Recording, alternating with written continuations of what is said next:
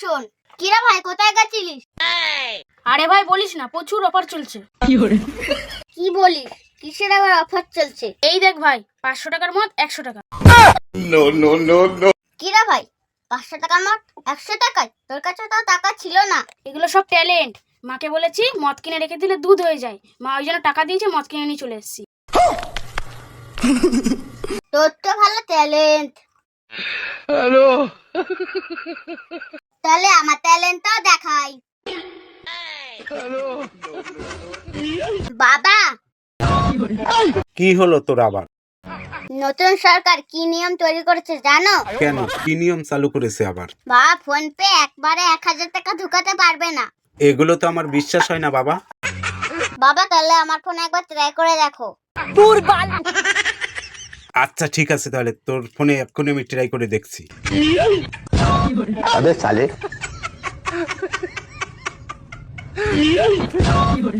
अम्मा बहन पे आ जाऊंगा मैं, इनकी अम्मा बहन पे आ जाऊंगा मैं। কই চলে গেছে তো? যাই এবারে মুষ্টি করে কিছু খাই। আমার 1000 টাকা নিয়ে গেল, কতদূর কি করবে তা জানি না। कौन है बे? ও জেঠু, জেঠু, কি হয়েছে? জেঠু, তোমার ছেলে স্কুলে পিঠে চুমা খেতে গিয়ে ধরা পড়েছে। কি বলিস তুই? আমার ছেলে চুমু খেতে যাইয়ে ধরা পড়ছি। আরে ভাই, তোর কি হয়েছে?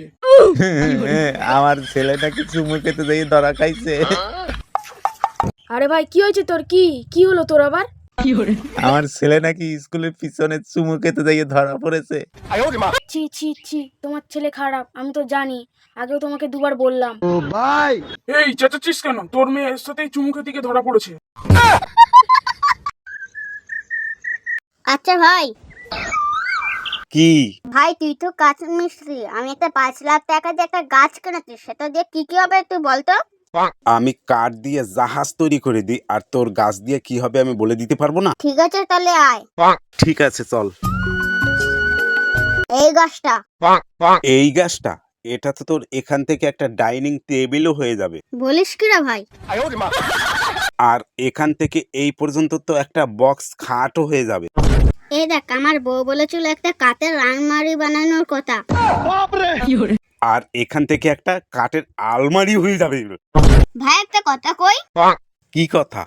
টিভিটা তো ভগবান বানিয়েছে, তাহলে আমরা জায়গা কিনা লোককে টাকা দিই কেন? ঠিকই তো কইছিস।